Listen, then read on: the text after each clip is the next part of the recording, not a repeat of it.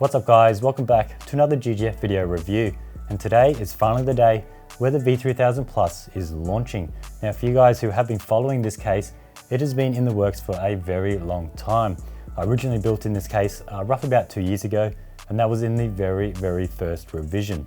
Now, 6 revisions later, the case is finally done, and it's really good to see companies like Lian Li working with the community, working with people like me to test this case, and they didn't just stick with the first revision and then launch it out to the market. They've sort of tweaked, they've tinkered, they've gone along with different ideas that I've suggested, and if you believe it or not, the original first V3000, the first revision of the Plus, it had issues with rad fitment and so on, and I'm really glad to see those have been fixed up, they've been altered, and now this case is a water cooling beast. Now this video is going to be very long, so sit back, relax, and let's jump in. It's been a long time since we've seen a super tower from Lian Li, and with over 2 years in the making, the V3000 Plus is finally here. A full tower behemoth accommodating multiple layouts, dual systems, and huge radiator support gives us not just a facelift over the original V3000, but a new interior from the ground up. The V3000 Plus is big, and I mean really big. Dimensions come in at 675 high, 280 wide, and 685 deep. Against the already massive Fantex Elite, we get a look at its true size. Sporting 3 colour options is something not often found in large high-end towers. Of course, we have the full black version with black brushed aluminum accents, a very special all white and brushed aluminum GGF version, as well as a very limited all gold version. Now at this point, Lian Li are just showing how much they can flex. I've worked alongside Lian Li on the V3000 Plus to try bring you the ultimate enthusiast chassis when it comes to custom water cooling, but in saying that, we wanted to work on ways to bring the overall cost down without cutting quality and features. The complete exterior of the V3000 Plus is a mix of aluminum and brushed aluminum, which gives it that premium feel, but instead of going all aluminum, the inside is made from thick, high quality steel. At first I actually thought all internal parts of the chassis were aluminum, but they aren't. This dramatically brings the case cost down for really no sacrifice at all. We really don't need an aluminum motherboard tray, nor hard drive cages, do we? The V3000 Plus has gone through many design changes. I actually built in this chassis over 2 years ago, believe it or not, and now 6 whole revisions later, and yes, I was sent each one and tested and validated each one of them. If you've been following the V3000 Plus progress, the main changes include the side, front and top panels and ventilation setup, as well as a front I/O config. The actual very first revision had a remote control to turn on the system. I'm glad that is now gone. Ventilation on all panels have moved to a more traditional config with standard Lian Li mesh design for optimum airflow. All these panels are removable and simply pop off and push on. The front and top are split with a center brushed aluminum accent bar to help for strengthening these panels and for a more cohesive design. The front incorporates a full-length addressable RGB strip which can be controlled via the front I/O, like how Lian Li do this on most of their cases, or it can be offloaded to your motherboard 3-pin RGB header. At the very bottom of the front panel is a little Lian Li logo that projects out onto your desk. Not everyone is going to like this, and just for you guys, Lian Li have included a little push-in switch out of sight at the bottom to turn this light off. Both the RGB and front logo are all powered via spring-loaded contacts, so popping off and reinstalling the panels can be done with ease. Moving on to front I/O, well, on this case, top I/O, there is a heap going on here. Smack in the center is power, power LED, and reset for system 1. The left and right of this are both mirrored for each system config. Each of these include 2 USB 3, USB Type-C, and an audio combo port. If going with one system layout, which I'm sure most of you will, and if your motherboard supports extra front header connectors, you can use both sides for the ultimate front panel setup. To the far right of the front I/O, we find power, power LED, and reset for system 2. The cables are color coded inside with blue heat shrink for system 2. Last, on the far left, is the RGB control for that long addressable RGB strip at the front of the chassis. Another design change are how these massive glass panels close and lock in. Still on hinges and removable, they are now secured in by push-in locks. Push in to release, then when closing, push in to lock. For extra security, for say when transporting the case, each side panel can now be locked in via a thumb screw behind the front panel. The tinting is of a medium darkness, with the rear side panel being of a darker tint to help hide cables. Moving inside the chassis, there is a heap of space. Now I'm not going to spend too long covering motherboard support, storage, etc., as I want to focus this review more on the 3 layouts this chassis can do, as well as all the radiator support in each layout. Let's get storage out of the way first. The V3000 Plus can accommodate up to 16 hard drives or SSDs. By default, the V3000 Plus comes with 2 hard drive cages supporting 4 hard drives at the bottom in the PSU chamber. These can slide forward or back for extra support if using a front radiator, or can be completely removed altogether. If going with a full custom water-cooled build with multiple radiators, you'll need to remove at least one of these cages. Alternatively, these 2 cages can be removed from the PSU chamber up next to the motherboard where they can be stacked. 4 2.5-inch SSDs can be installed on the 2 side brackets that cover the 360 mount, but these 2 brackets need to be removed if you're moving the 2 cages from the bottom up to beside the motherboard, and if you do, then around the back there's 4 toolless 2.5-inch SSD trays. Now let's dive into the 3 different case layouts in the V3000 Plus. I'll define these as standard, rotated, and dual system. In the standard layout, which is how the case comes, this is the most straightforward layout, and as the name suggests, this is your typical case config. Standard layout for your motherboard and GPU. Motherboard support is up to EEB, and even this EATX ASRock motherboard looks small. For cable management, we find 6 large cable grommets around the motherboard, 2 along the top, 2 along the bottom, or 2 along the right side. Then there's 2 smaller cutouts along the top as well.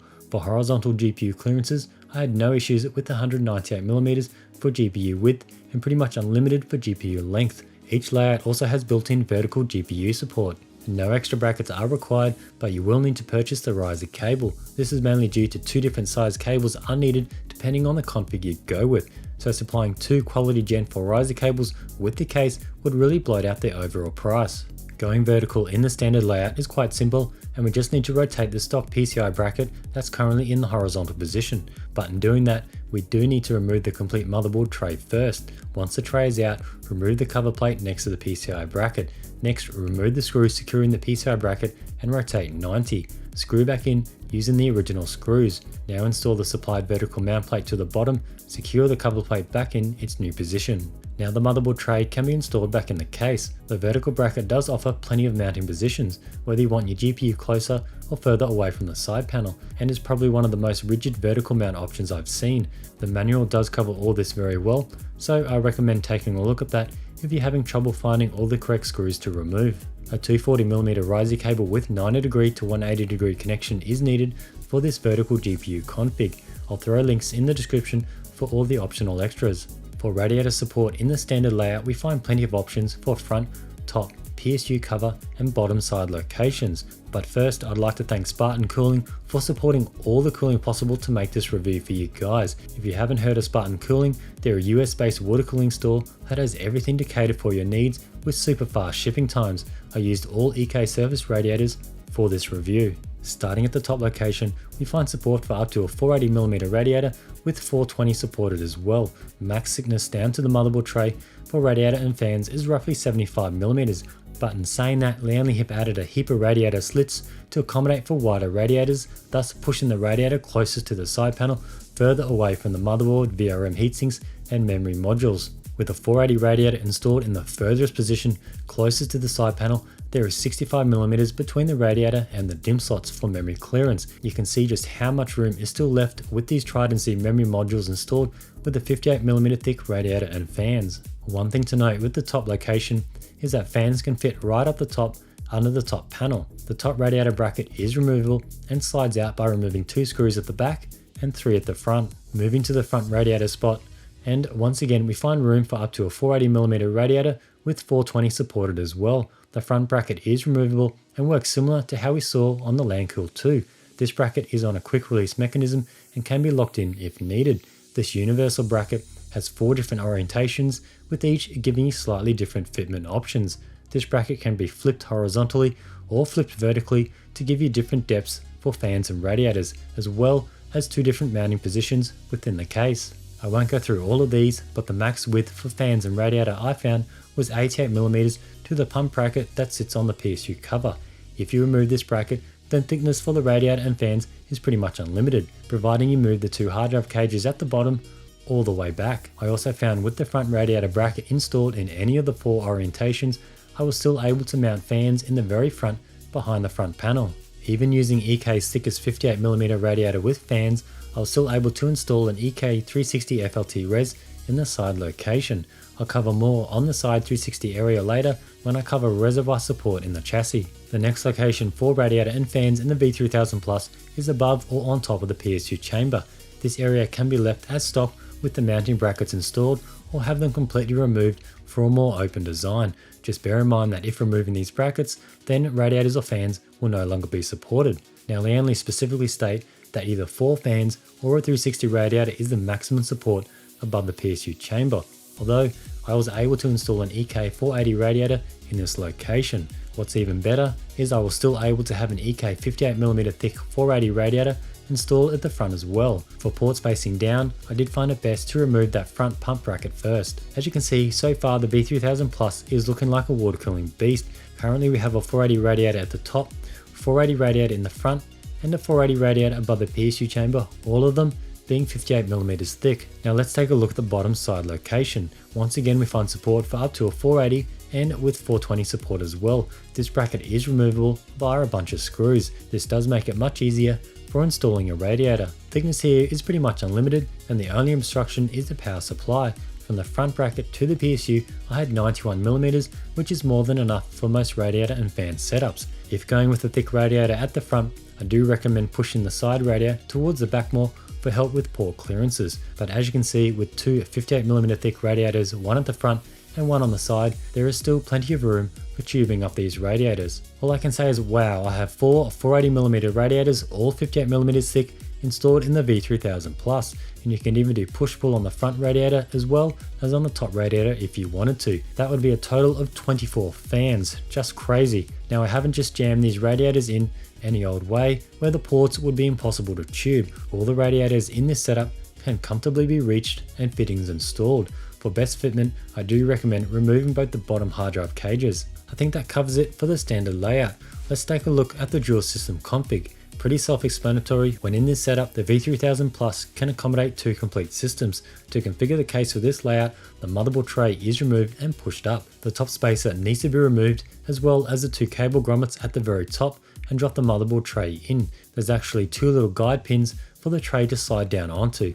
Now this config can still be done for a single system, it just means you've now added more room below the motherboard and less room above. If you do go down this route, the spacer removed from the top is now installed below the motherboard tray. If going with the dual system, then this bottom spacer is removed. We also need to move the top PSU chamber radiator bracket towards the front of the chassis. Next, grab the supplied ITX bracket from the accessory box and install into place. Lastly, the PSU bracket at the bottom needs to be removed and replaced with the supplied dual PSU bracket.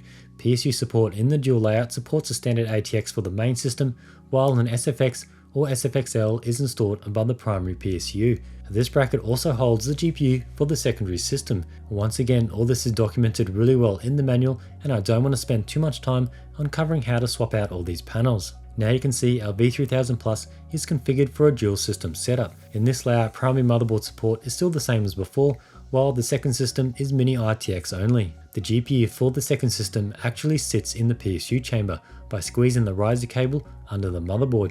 I really like this idea, as Lian Li could have mounted it up within the main area, but then the GPU would be vertically behind the glass panel. It really just made sense having it at the bottom behind the vented side cover. This is also a 3-slot bracket, and the required riser cable for this needs to be roughly 260mm long and have a 90° to 90° connection, which slightly differs to the riser cable mentioned previously in the standard layout. Now Lian Li state that only GPUs 130mm wide will fit in this location. Being vertical, the width now becomes the height. I was able to install a 4090 tough with no issues at all, and that comes in at 150mm, but I would say once blocking this card, it would not be possible using a traditional block and terminal. Radiator setup for running a dual system has changed significantly. As the primary motherboard tray has shifted up, we now have 20mm of clearance at the top for radiator and fans, but just like in the standard layout, the radiator can be installed closer to the side panel and run down past the motherboard. And remember, fans can be installed inside the top under the top cover panel. I was still able to mount an EK 480 58mm thick radiator with fans at the top. Front radiator clearances have changed slightly, as the bracket on the PSU cover has slid over to the front. If leaving this bracket installed, there is 71mm of clearance for radiator and fans. If removing this bracket, then clearance is basically unlimited like in the standard layout. But just to note, obviously, If you remove the bracket on the PSU cover, you won't have any mounting options in this location. Top of the PSU chamber has been reduced due to the mini RTX motherboard being installed here. Max clearance here for radiator length is 385mm, which is just a fraction short for a 360. So only a 280 or 240 can be installed here. Also, the bottom side location has been reduced due to the secondary system's GPU being installed in this area. This is a tough one to calculate, as this heavily depends on the length of the GPU that's being used. As you can see, with a 4090 TUF, there isn't much room at all. But as we're talking about radiator support, you'll most likely be water cooling your GPU, making it quite a bit shorter.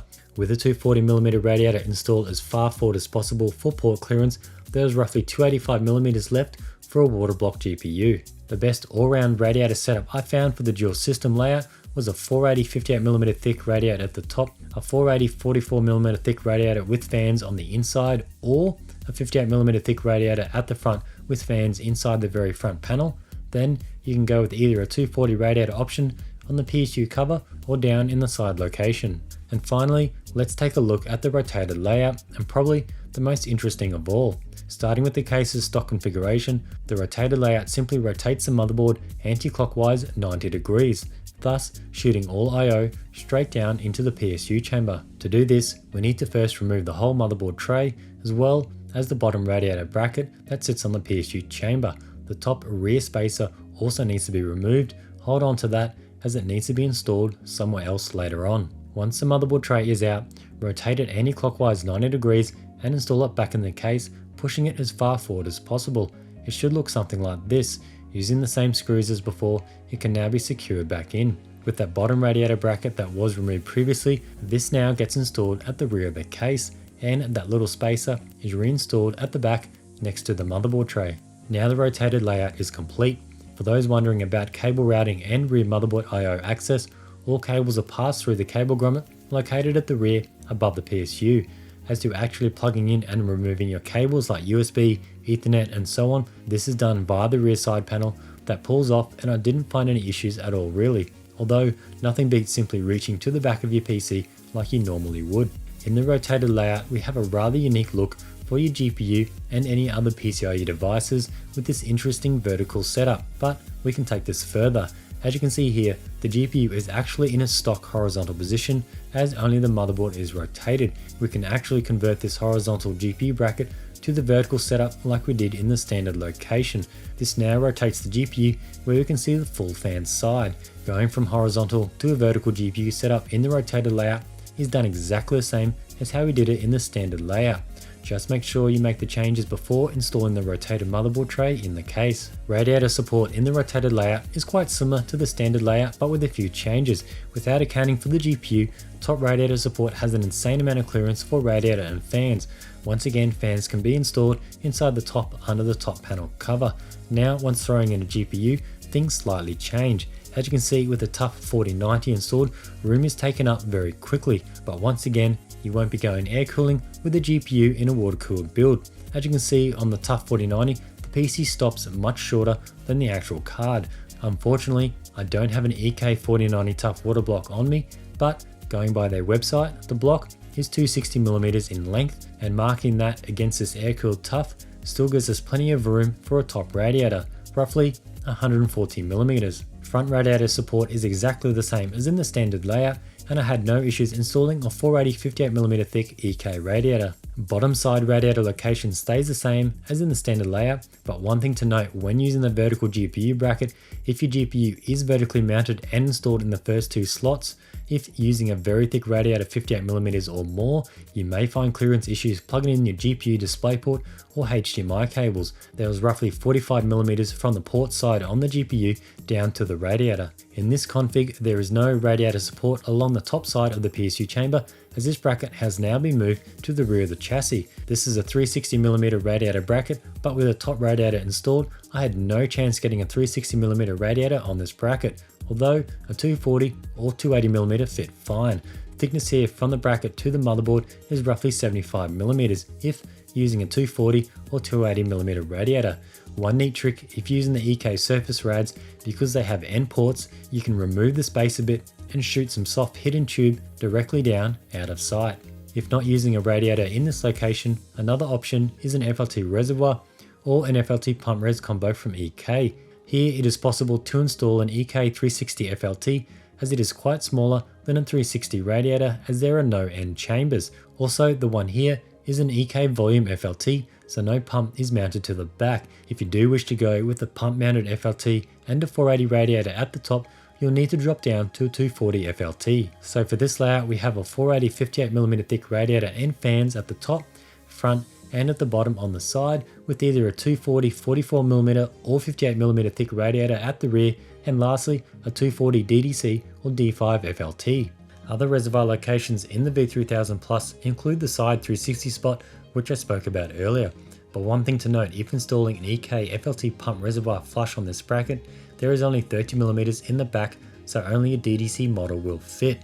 If you're going with the D5 model, you'll need to use the included brackets that come with the FLT. Lian Li also includes two universal pump brackets.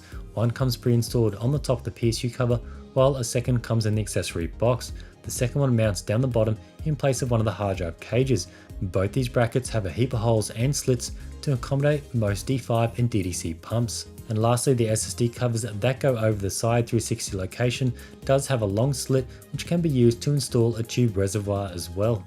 So that's most of the review there, so let's jump in and check out the final build.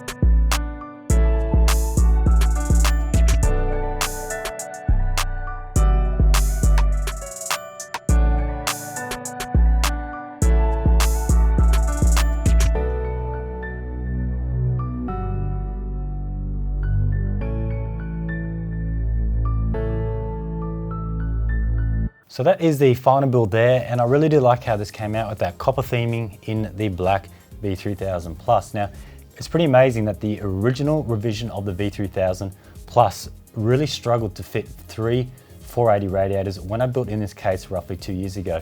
That build I did, it's on my channel. I did have to modify some of the brackets to allow the radiators to push further away towards the back to allow the front radiator to fit in. Now it can fit 4 all stock without having to do any customizations. Now, there are a few other things I do want to cover that I did miss earlier. There is a controller bracket that can screw on those SSD bays around the back. It can go in the middle, it can go up, or it can go down. That is simply just a blank bracket for you to stick something onto. And for this purpose, a controller, it can be something for the uni fans, it can be any controller you like. It's just so you're not sticking the double-sided tape randomly onto the chassis somewhere. You can stick it onto the bracket and then you can screw that onto the case, and when you're done, you can just take that bracket off. Cable management at the rear is done really well. There's a heap of Velcro straps. They're set up depending on which layout you have it, the standard, the rotated, and the dual system, and they all work well together. To be honest, I didn't really need to use them. I just had my 24 pin and the EPS just running straight down into that PSU chamber, because there is a heap of room in there, and you can just leave all the cables down in there. And once again, Lian Li have included their anti-sag bracket. I really like these. These are very discreet out of sight. Obviously in a setup like this, you don't need it. It's only when you're in the standard layout with a horizontal GPU, it just runs on the motherboard and just holds the GPU out of sight. And it's not one of those ones that runs along the PCI slot out in the middle where you can see it. This one's out of sight, which I really do like. About the build, I did go with a copper theme. I don't want to talk too much on this because I am doing the build in the black one, the GGF White Edition, and then the gold build. So I will probably do a mod video on all of those. So I don't want to spend too much time on this because I do have the Time-Lapse Build coming out on this in a few days. So I don't want to show too much on this build. But yeah, basically went with the black and copper. I really do like my copper builds, and this time I wanted to do one in a large scale case, something with a heap of radiators, a heap of cooling potential and fans.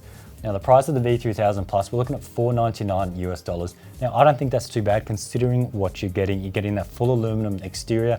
The size of this case is absolutely massive, and you've got that huge cooling potential with 4 radiators, and this build has 18 fans, believe it or not. It's got push-pull on the front, a set of 4 up here, a set of 4 on the side, and then 2 on the back here. I could have also got another 4 up the top if I needed, but I didn't think I had to go down that route. Now in terms of the pre-order date, which I'm sure a lot of you guys are keen to hear.